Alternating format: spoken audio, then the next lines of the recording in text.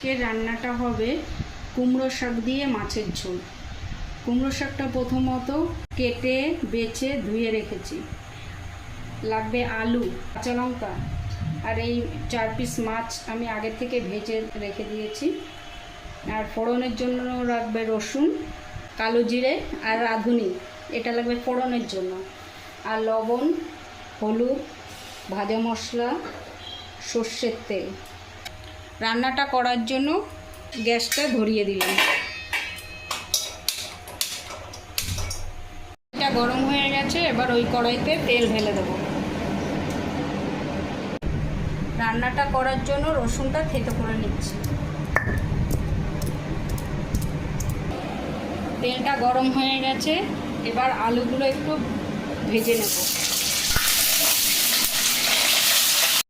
তেলটা যাতে না ছিটায় ওই জন্য একটু লবণ দিয়ে নেব, অল্প একটু হলুদ দিয়ে নেব।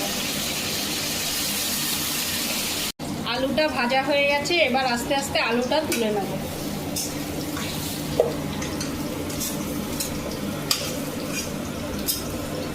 তেলে আস্তে আস্তে এক এক করে ফোড়ন দিয়ে দেবো। কালো জিরে,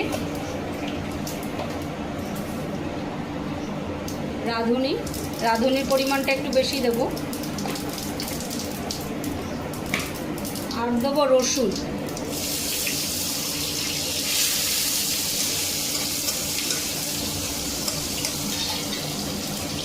আর দেবো কাঁচা লঙ্কা চেরা।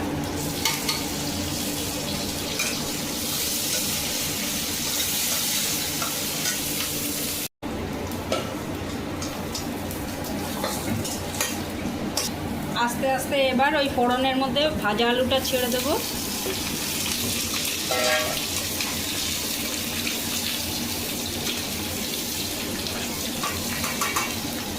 আর ওপর থেকে শাকগুলো ছেড়ে দেবো।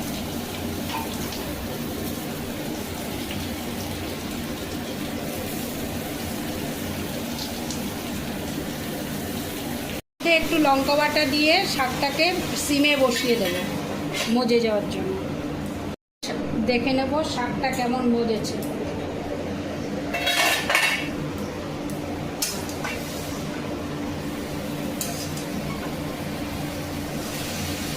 এবার আস্তে আস্তে হলুদ, লবণ দিয়ে দেবো।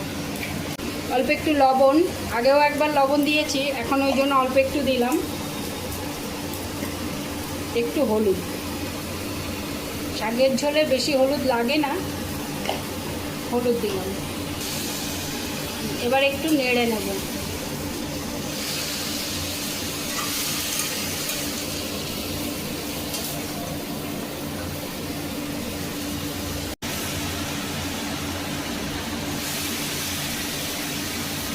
ওপর থেকে অল্প করে জল দিয়ে দেবো। জলটা ফুটে উঠলে এবার এক এক করে মাছ ছেড়ে দেবো।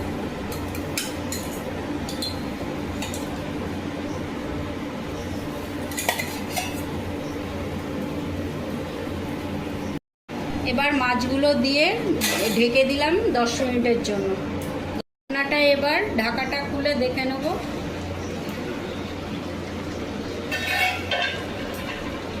এবার অল্প একটু ওপর দিয়ে ভাজা মশলা দিয়ে নামিয়ে নেব। আর আপনারা যদি এই রান্নাটা, আমরা তো শাক দিয়ে আদা দিয়ে খাই না, আপনারা যদি শাকে আদা খান তাহলে কষানোর সময় আদা পেস্টও দিতে পারেন একটু। এবার গ্যাসটা অফ করে দেবো।